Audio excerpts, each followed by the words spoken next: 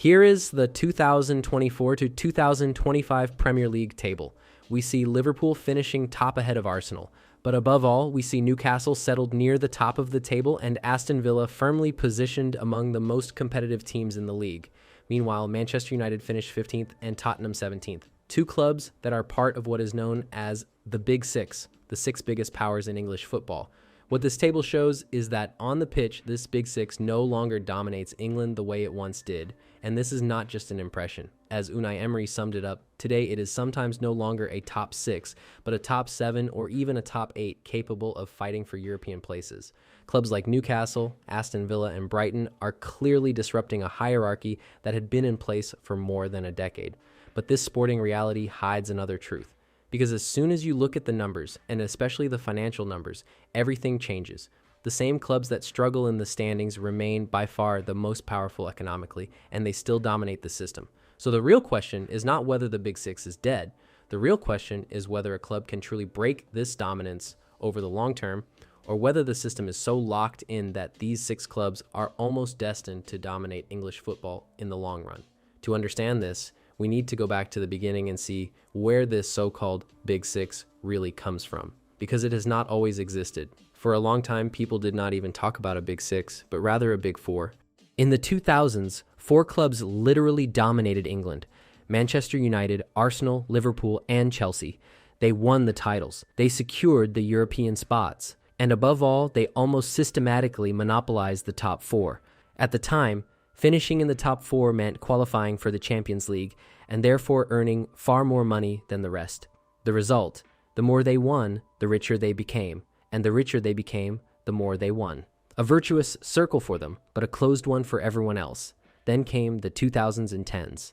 Manchester City was taken over by the Abu Dhabi Fund and completely changed dimension. Within a few years, the club went from outsider to winning machine, won the Premier League, and established itself permanently among the elite.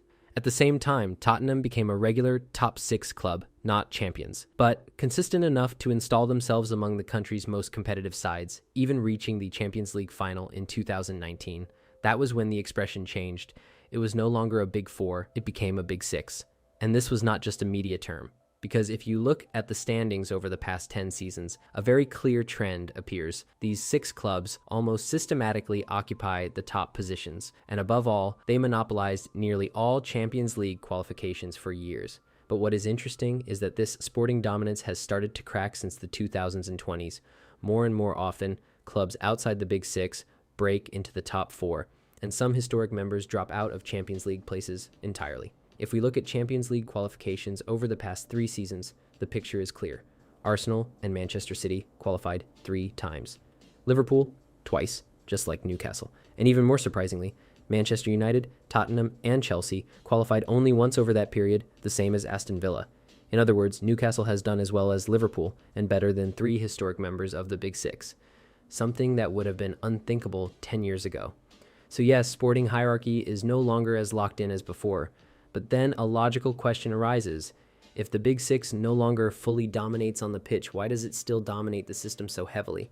The answer is simple. The Big Six may no longer dominate purely on the pitch, but it dominates financially. Because as soon as you step away from the field and look at the numbers, the gap is obvious. If we examine Premier League club revenues for the 2024 to 2025 season, Liverpool, Manchester City, Arsenal, and Manchester United all exceed £600 million. Tottenham and Chelsea follow behind, and then there is a real drop. Aston Villa stands at £378 million, Newcastle at £335 million, and clubs like West Ham or Brighton barely exceed £200 million. In other words, even when emerging clubs succeed on the pitch, financially they still operate in a different category.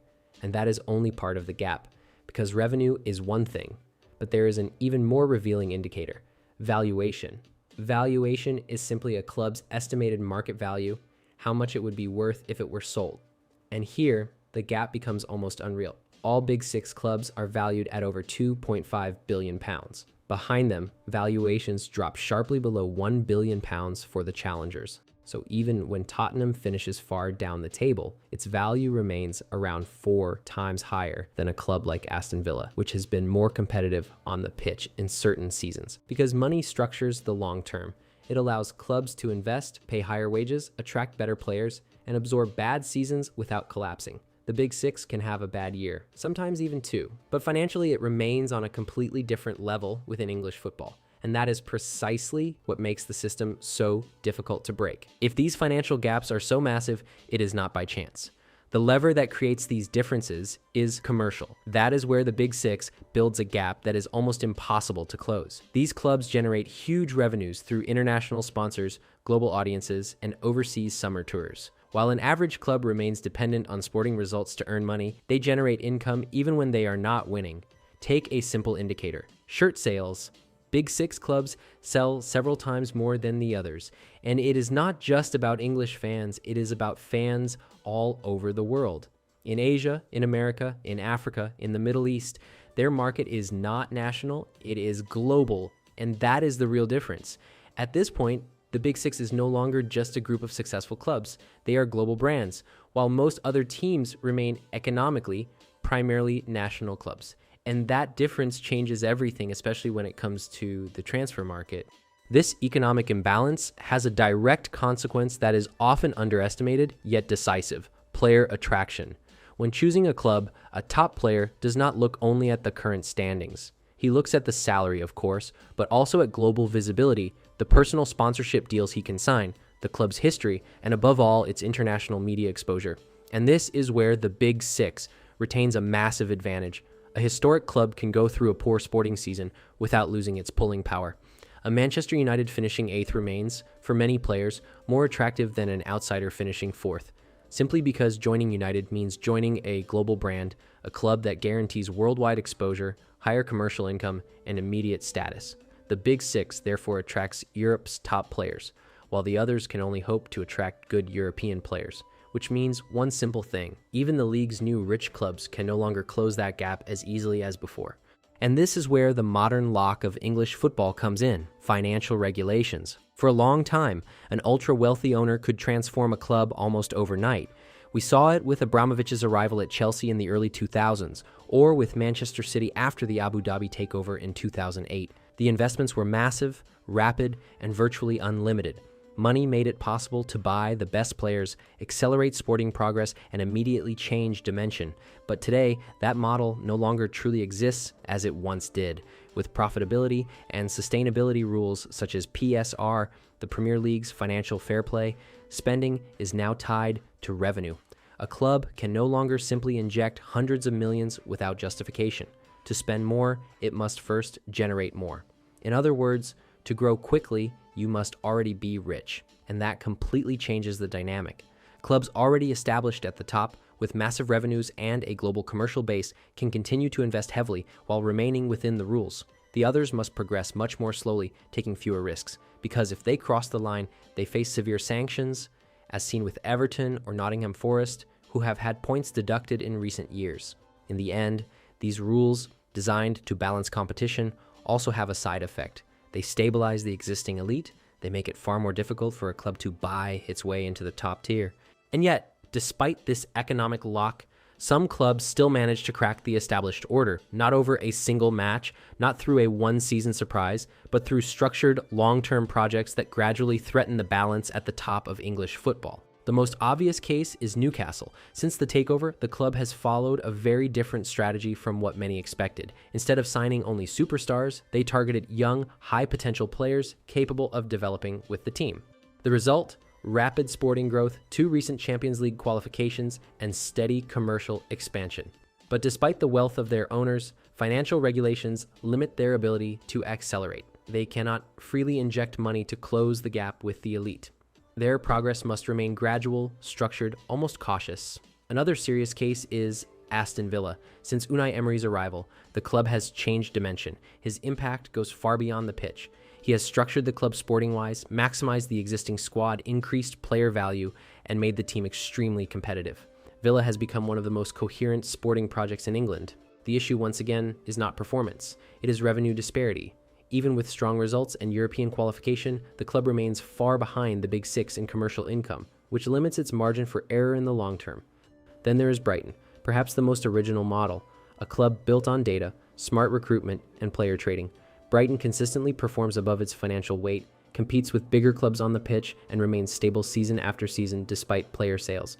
But here too, there is a structural ceiling. Their model is brilliant, but it is designed to survive and grow, not to dominate the league economically.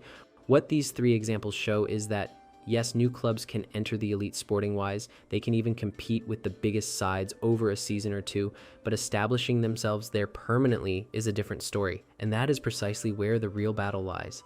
Ultimately, the truth about the Big Six may be more nuanced than it seems. Yes, on the pitch, it can disappear from the top of the table. We have seen it. Clubs drop out of the top four. Some historic members finish far from European places. The automatic dominance of the 2000s and 10s no longer exists. But within the system itself, the Big Six is still very much alive, because while the sporting hierarchy has become more open, the economic hierarchy remains locked in. And yet, the challengers are genuinely progressing. Aston Villa, for example, does not just qualify for the Champions League.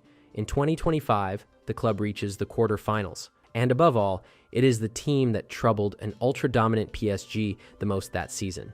This shows one simple thing. These new projects are no longer accidents. They are capable of competing at the highest European level. So yes, the ceiling can be reached, but the real question is about duration.